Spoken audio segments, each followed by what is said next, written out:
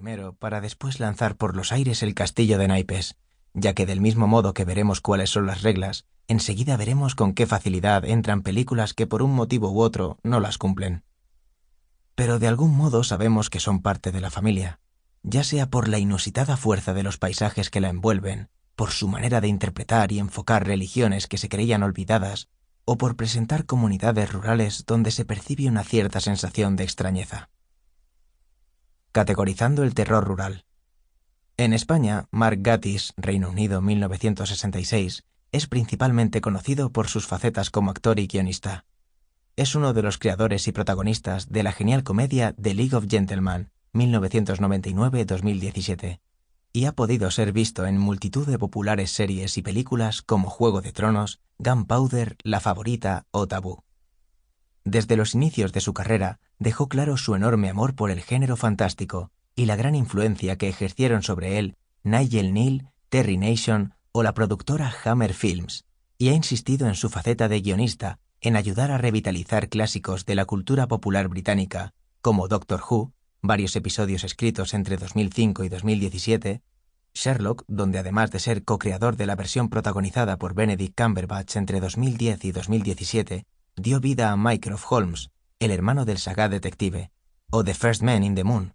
En 2010 se encargó de adaptar la novela de H.G. Wells para la televisión británica, donde además interpretó a uno de sus principales protagonistas.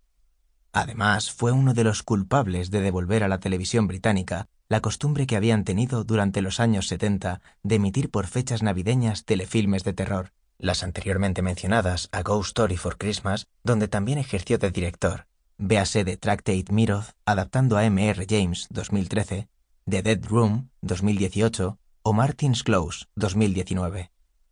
Si semejante bagaje ya por sí solo le hace merecedor de los más importantes laureles de cualquier festival de cine fantástico que se precie, además es un incansable divulgador del género y ha presentado diferentes documentales sobre figuras tan diversas como Drácula, el propio M.R. James, el cine de terror europeo o la historia de la ciencia ficción.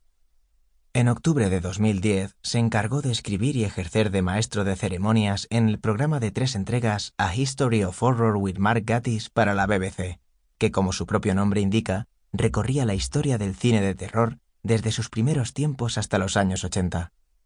En su segunda entrega, en sus minutos finales, iba a hablar de un concepto al que asociaba con el de los últimos estertores de la popularidad del cine de terror británico clásico a finales de los 60 y primeros 70, y cuyo comienzo se podía señalar con los estrenos de La maldición de Frankenstein en 1957 y Drácula en 1958, ambas dirigidas por Terence Fisher, ambas producidas por Hammer Films, ambas protagonizadas por el mágico e inolvidable dúo Christopher Lee-Peter Cushing. En los años siguientes se dio un descenso en la popularidad del terror británico que ya iba a ser irreversible. Pero antes iban a aparecer títulos fascinantes. Desde finales de la década de los 60, una nueva generación de directores iban a distanciarse de los clichés del terror gótico, incluso alejándose todavía más del mundo moderno. Entre estas hay una colección de películas sueltas que podríamos llamar folk horror. Compartían una obsesión en común por el paisaje británico, su folclore y supersticiones. Posteriormente el documental iba a centrarse en lo que se conoce como la Trinidad maldita, Unholy Trinity, citando de nuevo a Gatiss, del folk horror, las 3 películas que iban a servir de modelo posteriormente para dar forma al subgénero.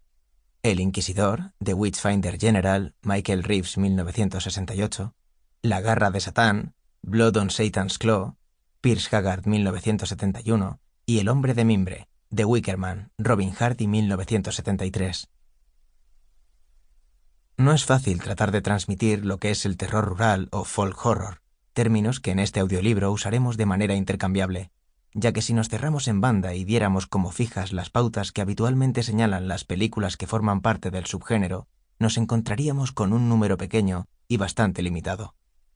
Pero ciñéndonos a que nos estamos refiriendo al lado terrorífico del folclore, podemos enfocarlo desde diferentes ángulos.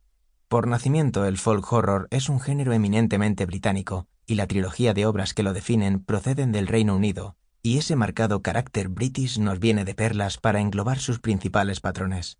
Pero hay que tener en cuenta que hay tanto folk horror como diferentes folclores alrededor del mundo, con una mínima industria cinematográfica, se entiende. Así Para seguir escuchando este audiolibro gratuitamente, haz clic en el enlace de la descripción y podrás escucharlo completo sin coste gracias a la prueba de 30 días de Audible.